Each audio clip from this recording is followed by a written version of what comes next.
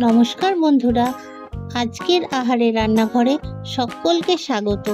আমার সকল বন্ধুদের লাইক, শেয়ার ও সাবস্ক্রাইব করে আমার পাশে থাকার অনুরোধ জানাচ্ছি।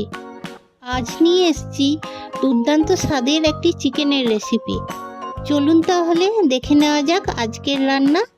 আমি প্রথমে সাদা তেল দিয়ে দিলাম, সাথে দিয়ে দিচ্ছি 1 চামচ ঘি।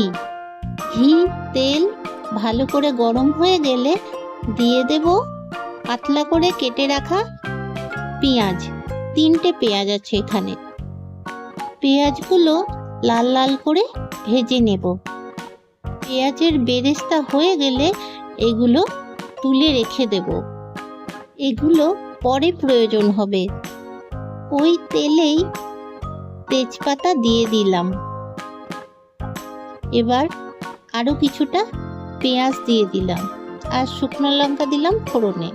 আমি কয়েকটা গোটা গরম মশলা নিয়েছি, তার মধ্যে আছে দারচিনি, লবঙ্গ, ছোট এলাচ, বড় এলাচ, গোলমরিচ এবং গোটা জিরে।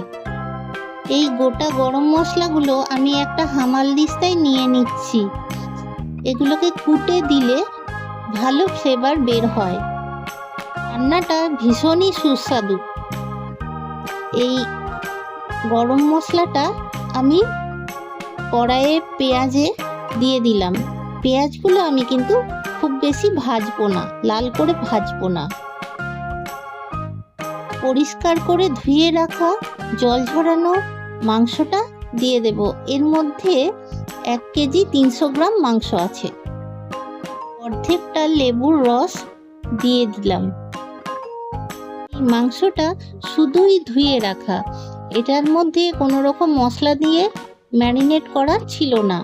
এখন দিয়ে দিচ্ছি কাশ্মীরি লঙ্কার গুঁড়ো, জিরের গুঁড়ো, ধনের গুঁড়ো আর গোলমরিচের গুঁড়ো। এই রান্নাটা রোজকার মুরগির মাংসের রান্নার চেয়ে অনেকটাই আলাদা আর একটু রিচও। তাই বন্ধুরা, এটা স্পেশাল কোনো দিনে আপনারা রান্না করে দেখতে পারেন। আদা, কাঁচা লঙ্কা বাটা দিয়ে দিলাম। একবার হলেও বানিয়ে দেখবেন বন্ধুরা, খুবই সুস্বাদু এটা খেতে। স্বাদ মতো লবণ এবং মিষ্টি দিয়ে দিলাম। বাড়িতে বানিয়ে কেমন হলো আমাকে কমেন্টসে জানাতে ভুলবেন না কিন্তু বন্ধুরা। এখন আমি আরেকটা মশলার পেস্ট বানিয়ে নেব। দিয়ে দিচ্ছি কাজু, দই, ভেজে রাখা পেঁয়াজ, চীনাবাদাম আর রসুন।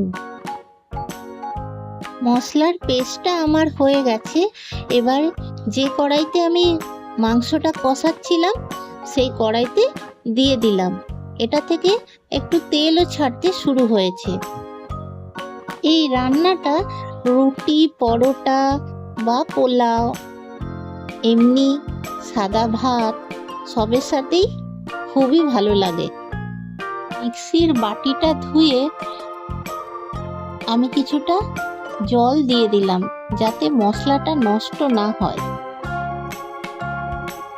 আমি এখানে কোকোনাট মিল্ক পাউডার দিয়েছি, যেটা রেডিমেড দোকানে কিনতে পাওয়া যায়। আপনারা ইচ্ছে হলে নারকেলের দুধও দিতে পারেন, কিন্তু একটু আঁচটা কমিয়ে দেবেন। নেড়ে চেড়ে ভালো করে মিশিয়ে নিয়েছি, আঁচটাও কমিয়ে দিয়েছি। এখন আমি দিয়ে দেব কেওড়া জল। নিত্য নতুন অনেক সুস্বাদু রান্নার জন্য আমার সাথে থাকবেন বন্ধুরা। এখন আমি দিয়ে দিলাম গরম মশলার গুঁড়ো। এটা আমার বাড়িতে বানানো, ভালো ফ্লেভার আছে। সমস্তটা আমি খুব ভালো করে মিশিয়ে নিয়েছি। এবার দিয়ে দেবো আগে থেকে যে পেঁয়াজ বেরেস্তাটা করে রেখেছিলাম সেগুলো। এতক্ষণ আমার সাথে থাকার জন্য অনেক ধন্যবাদ বন্ধুরা।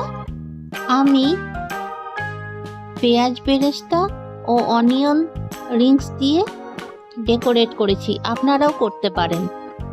স্বাস্থ্যকর আহারে সুস্থ থাকুন।